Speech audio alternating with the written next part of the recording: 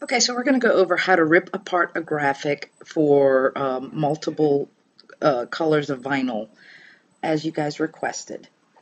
The first thing I'm going to do is I am going to trace this design by selecting Trace and selecting my trace area.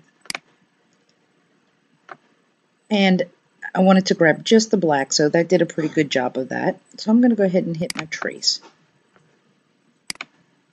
And I have just my outline. I do want to increase the size of this because I like mine a little larger. So I am going to go to the offset, and I'm going to offset my design. My preference, that's a little too large, so I'm going to go 0.4. And then I'm going to discard the interior design because I don't need that. And don't forget, anytime you see this box appear, it's from a right click. Now that I have this, you'll notice what I did not grab was the little dots in the inside. So I'm going to go ahead and get that now. So I'm going to select my trace area again, and I'm going to trace it. And this time I need to adjust my high pass filter until my dots are showing. And I'm going to hit my trace button.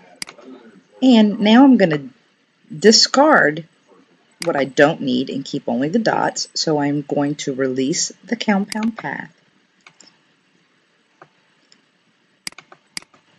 And I'm going to ungroup it. There we go. Now I'm just going to discard the portions I don't need by selecting and hitting delete. And then I'm going to repeat that process.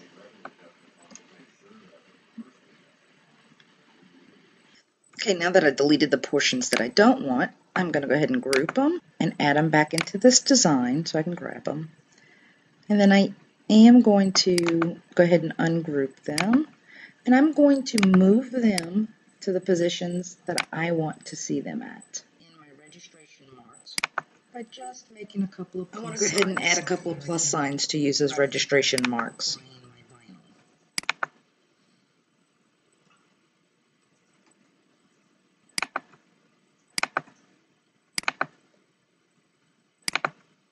And I want to make sure this is outside my design. And one other thing that I am going to do, and this is going to be for alignment purposes, is put a temporary box around my design so when I center up all the pieces, they will match. And go ahead and add that. And I'm going to go ahead and group everything. So I'm going to select it all, right click, and group. Now I need to duplicate this design for every layer of vinyl. So I have 4 colors. I'm going to duplicate it 4 times. So I right click, and I'm going to go down to duplicate, and I'm going to repeat this process 4 additional times.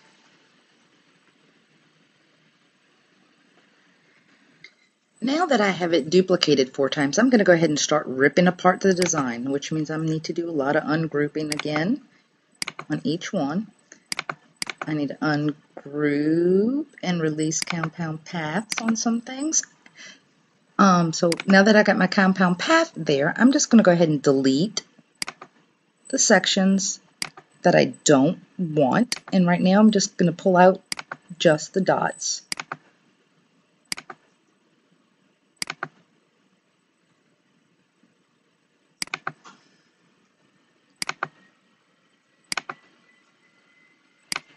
I could select multiples at one time by just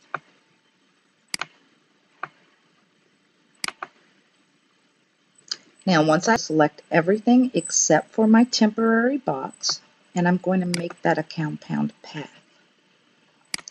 And I'm going to color it so I know what color vinyl I want to use. And then I'm going to reselect it all and group it. And I'll explain to you why you don't want to make it a compound path later, but I want to get to the important parts. And I'm going to repeat this process for each layer of vinyl. So I'm going to release the compound path, and I'm going to ungroup and then delete what I don't need. And what you may want to have considered is for the petals, I'm leaving those dots in there. That way it does cut out, so when I layer the other dots on top, they fit in and they're not actually laying on vinyl. Okay, let me show you what happens if you do go ahead and make the entire portion a compound path, and why grouping and compound path are different things. So now that I made the entire thing a compound path, when I go to color it, it inverted my colors. So that's why we're going to make a compound path. Make this a compound path. We're going to color it, and then we're going to group.